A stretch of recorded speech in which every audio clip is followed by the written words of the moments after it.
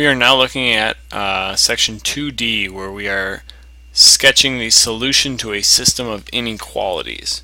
So very similar to a system of equations where we have equal signs and we have two lines. Quick review of that: when we have two lines and we figure out where they cross, by figuring out that intersection point we found a solution. Now in these problems we have two inequalities.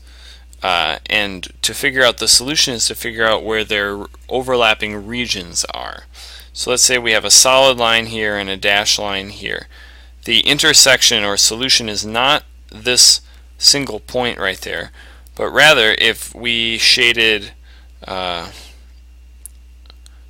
in this region here below the dashed line, and we also shaded above the solid line, our solution would be the region where we have overlap here. So this region right here would be our solution area.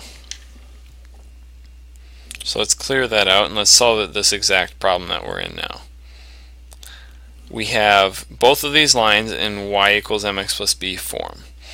So for the first one, if we sketch our axes, we have a y-intercept of -1.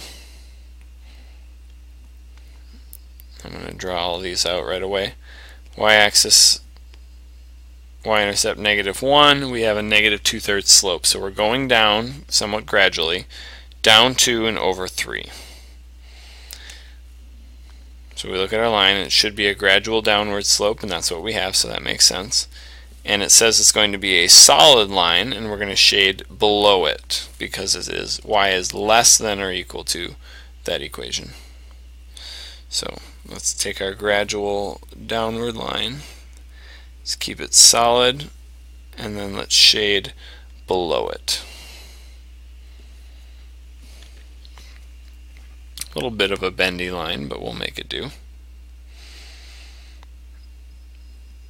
And then we look at our other lines. Y is greater than 2/3 x plus 3. So we go to 3, and 2/3 x means that we go up 2 and over 3, or down 2 and over 3. And because it is a y is greater than, not greater than or equal to, it is a dashed line. So we draw our dash line here. And since y is greater than, y is bigger than, we shade above that line. And then you can see here our overlapping region is our solution. This region right here is considered our solution.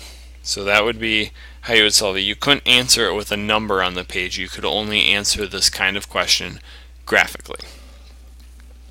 The same applies to all of these, so I'm not going to do any more examples with these. The only thing I am going to point out is on number 2, just be careful when you say y is less than or equal to 3. When you graph this out, y is 3, x is 0, is 5, is -7, is whatever you need it to be. It doesn't specify x, so x could be anything, which is what gives you a straight line.